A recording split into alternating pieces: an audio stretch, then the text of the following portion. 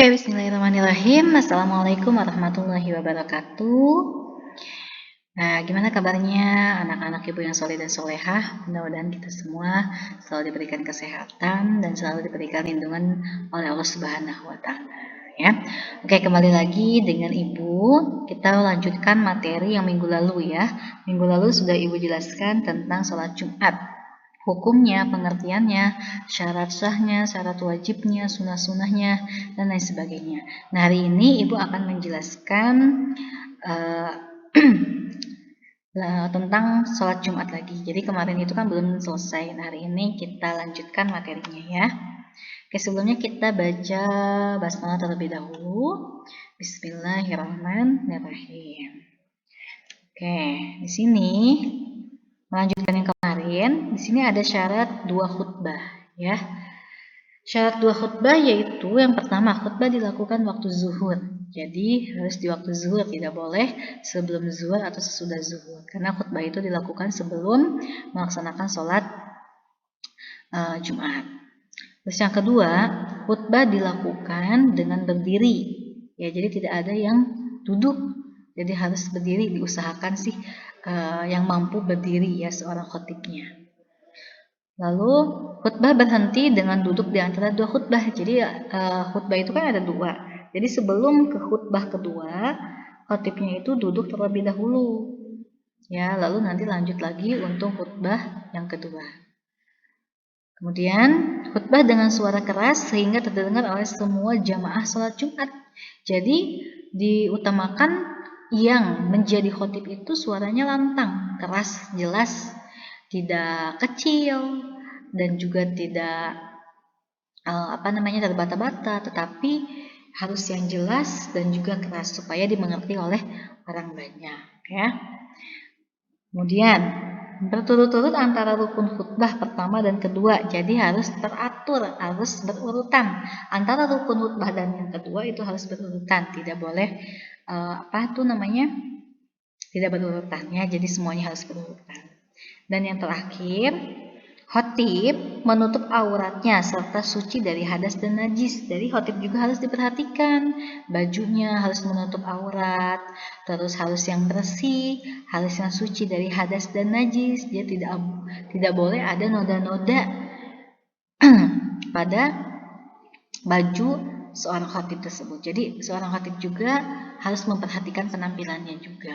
Ya, keadaannya harus bersih, harus sopan, menutup aurat dan lain sebagainya, seperti itu. Nah, kemudian selain ada syarat 2 khutbah, ada juga sunnah yang berkaitan dengan khutbah. Yang pertama, khutbah dilakukan di atas mimbar atau tempat yang lebih tinggi. Jadi diusahakan ada mimbar untuk melakukan khutbah, ya. Jadi agak tinggi dibandingkan jamaah lainnya. Terus yang kedua, khutbah menggunakan bahasa yang jelas, mudah dimengerti, jamaah tidak terlalu panjang atau terlalu pendek. Jadi khutbah itu standar saja, bahasanya juga yang harus jelas. Kalau emang jamaahnya itu orang Indonesia, maka pakai bahasa Indonesia. Kalau orang Sunda pakai bahasa Sunda, kalau orang Arab pakai bahasa Arab, orang Jerman pakai bahasa Jerman misalkan. Ya, jadi disesuaikan dengan jamaahnya. Jamaahnya mayoritas itu orang mana seperti itu. Jadi supaya bisa lebih mudah dipahaminya kalau misalkan menggunakan bahasa yang jelas. Dan juga mudah dimengerti, tidak pakai bahasa isyarat dan juga tidak pakai bahasa gaul gitu yang tidak dimengerti oleh banyak orang ya. Dan juga khutbah itu tidak terlalu panjang dan juga tidak terlalu pendek, jadi sedang saja, standar, tidak panjang dan juga tidak pendek. Terus yang ketiga, khotib dalam menyampaikan khutbah tetap menghadap kepada jamaah. Jadi tidak boleh membelakangi jamaah. Misalkan, malu mau membelakangi jamaah saja, jadi yang terlihat hanya belakangnya saja, atau enggak khotibnya mau ngumpet, jadi yang terdengar hanya suaranya saja. Nah, itu tidak boleh. Jadi diusahakan harus menghadap kepada jamaah ya. Terus membaca surat Al-Ikhlas ketika duduk di antara 2 khutbah. Nah, tadi kan yang sudah Ibu jelaskan, sebelum khutbah kedua, khotib itu duduk dulu. Nah, di duduk itu tidak diam, tetapi disunahkan untuk membaca surat Al-Ikhlas seperti itu. Dan yang terakhir, menertibkan 3 rukun, puji-pujian, sholawat, dan wasiat takwa. Jadi harus berurutan 3 rukun tersebut. Setelah puji-pujian, dilanjut dengan sholawat Nabi. Setelah sholawat, dan dilanjut dengan wasiat atau nasihat kepada para jamaah. Seperti itu. Oke, selanjutnya, ini ada larangan ketika khotib khutbah. Jadi, sebagian besar anak-anak apalagi ya, kalau misalkan seorang khatib lagi membacakan khutbah, sedang berlangsung khutbah, ada saja yang ngobrol, ada saja yang berbicara, ada yang main-main, ada yang bercanda dan lain sebagainya. Tapi inilah larangannya ketika sedang mendengarkan khutbah.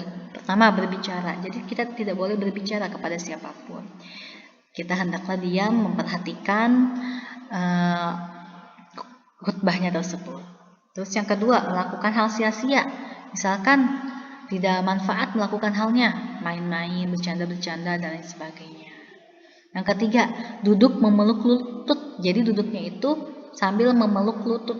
Jadi lututnya itu dipeluk, ditekukan, terus dipeluk. Nah itu tidak boleh ya, seperti itu.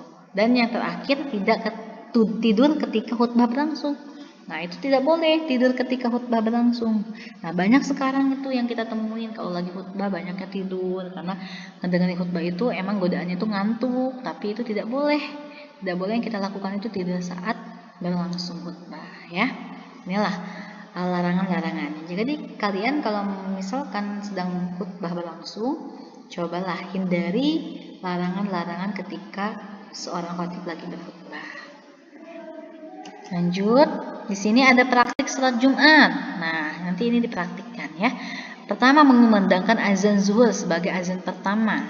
Ada azan. Kedua, khatib naik ke atas mimbar setelah tergelincir matahari atau sudah waktunya waktu zuhur, kemudian memberi salam dan duduk dulu. Muazin mengumandangkan azan sebagai halnya azan zuhur.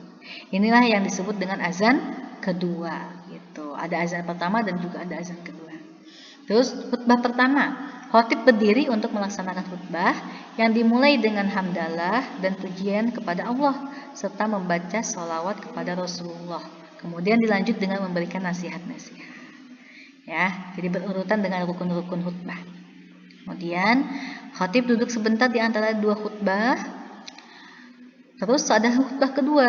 Setelah duduk sebentar, berdiri lagi, disebut dengan khutbah kedua. Khatib mulai khutbahnya yang kedua dengan hamdalah dan pujian kepada Allah, kemudian dilanjut dengan seperti khutbah pertama. Jadi antara khutbah kedua dengan khutbah pertama itu sama, gitu tata caranya.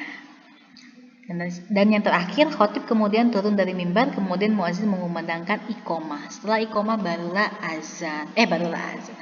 melaksanakan salat Jumat seperti itu. Ya, jadi kalian yang laki-laki harus mengetahui bagaimana sih prakteknya salat Jumat, tata caranya, niatnya dan lain sebagainya. Lalu, nah ini ada halangan melakukan salat Jumat atau uzur ya. Ada sakit dan ada hujan lebat. Jadi kalau ketika kalian mau melaksanakan sholat Jumat, tiba-tiba sakitnya parah, tidak bisa jalan dan lain sebagainya, itu boleh tidak melakukan sholat Jumat. Dan juga ada hujan lebat, misalkan ada badai, angin, puting beliung, membahayakan. Kalau misalkan kita keluar rumah bakal bahaya. Nah itu boleh ada keringanan untuk kita tidak melaksanakan sholat Jumat seperti itu, ya. Oke. Oke, sampai sini mudah-mudahan apa yang Ibu sampaikan ini bermanfaat bagi kalian dan mudah-mudahan kalian juga bisa memperhatikannya mulai dari Jumat sekarang ya, bagi laki-laki khususnya dan umumnya bagi perempuan juga harus mengetahui bagaimana tata cara sholat Jumat yang benar itu seperti apa. Nah, untuk evaluasinya di sini Ibu memberikan tugas, silakan kalian cari teks khutbah. Temanya bebas, mau apa saja teksnya. Teks khutbah boleh di internet, boleh di buku, silahkan. Dan juga boleh diketik, boleh ditulis tangan, silahkan. Kalian pelajari teks khutbah tersebut. Kemudian sudah dipelajari, kalian pahami ada gak rukun-rukunnya. Ada puji-pujian, sholawat, wasiat, atau nasihat. Terus juga ada doanya. Nah, kalau misalkan lengkap semuanya, berarti itu sudah memenuhi rukun dari khutbah tersebut. Seperti itu. Nanti kalau misalkan kalian sudah selesai, silahkan dikirim di Teams atau langsung diberikan ke ibu boleh ya. Oke, mungkin pembelajaran kali ini cukup sekian. Mudah-mudahan apa yang ibu sampaikan ini bermanfaat. Kurang lebihnya mohon maaf. Kita akhiri dengan membaca hamdalah. Alhamdulillahirabbil alamin. Wassalamualaikum warahmatullahi wabarakatuh.